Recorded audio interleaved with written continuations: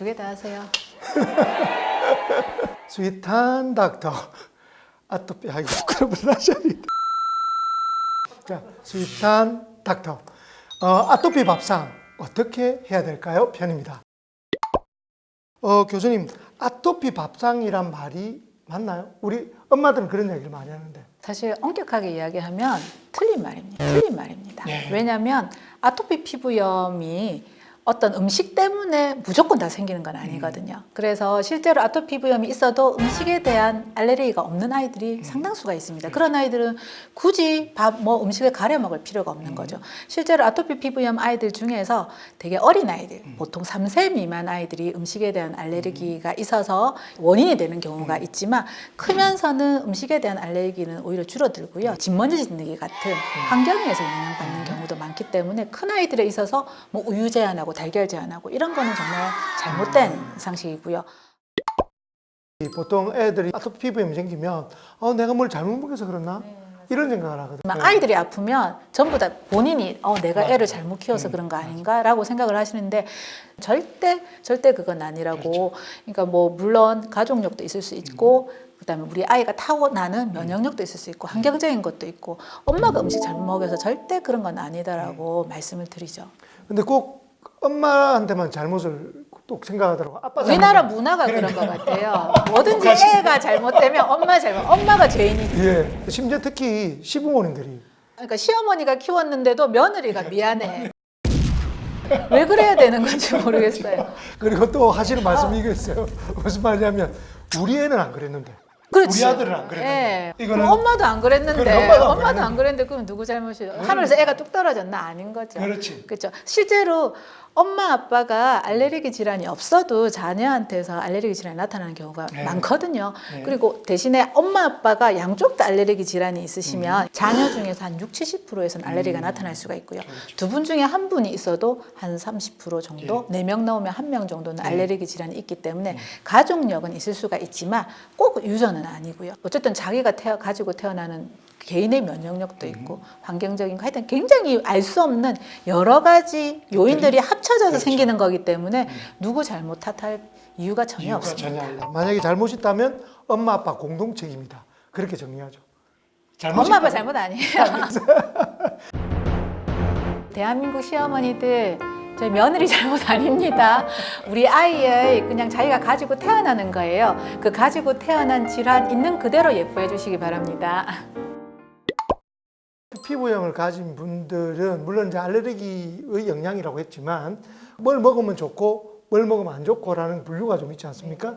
그럼 이건 어떻게 판단해야 될까요? 저희들이 일단 음식이 원인이 되는지 알아보기 위해서 검사를 하게 되거든요. 그래서 작은 아이들은 혈액 검사를 하게 되고 좀 큰 아이들은 뭐 피부 반응 검사 또는 혈액 검사를 하는데 그 검사에서 알레르기 반응이 나오는 음식에 한해서 저희가 그리고 또 검사 결과만 믿고 무조건 뭐 이거 먹지 마세요 그렇게 안 합니다. 만약에 달걀에 알레르기 반응이 나왔다 그럼 얘가 평소 때 달걀이 재료로 들어간 음식이나 달걀을 먹었을 때 뭐 피부가 가렵거나 아기가 뭐 더 심해지거나 그런 증상이 악화가 되는 게 있습니까 물어봐요. 그래서 전혀 없다라고 하면 그럼 먹이셔도 됩니다라고 합니다. 그래서 민감도라고 하나 그런 거가 조금씩 차이가 납니다. 그래서 개인 병원에서 하시는 뭐 40까지 쭉 나오는 이런 검사 결과는 사실 신뢰도가 조금 떨어져요. 근데 그런 검사에서 제일 문제가 검사해 보면 막 음식 대부분이 다 막 양성 반응 나오거든요.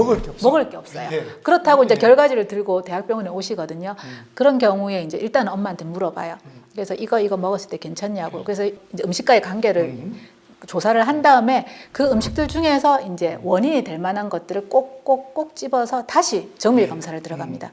저희가 병원에서 하는 검사는 이 음식이 이 수치 이상 나오면 먹었을 때 원인이 될 수 있으니까 조심하세요 하는 그 기준이 있는 음식들이 몇 개가 있어요. 그래서 그런 음식에 대해서는 반드시 또 이제 증상 유무와의 관계를 물어본 다음에 이제 제한을 하게 되는 거죠. 그리고 그 음식을 제한할 때는 반드시 다른 음식을 대체식품, 그러니까 달걀을 안 먹게 되면 어떤 영양소가 부족해지니까 이 영양소들을 다른 음식에서 다시 요걸 섭취를 먹어야 하셔야 됩니다라고 해서 영양 상담을 같이 합니다. 음. 그렇기 때문에 무조건 제한을 하시는 거는 안 돼요. 아이 성장에도 문제가 생기기 때문에 반드시 대체 음식에 대한 교육까지 받으시고 그렇게 하고 나서 음식을 제한을 하시게 되고 음식 제한을 시작하게 되면 보통 1년 있다가 다시 재검사를 합니다.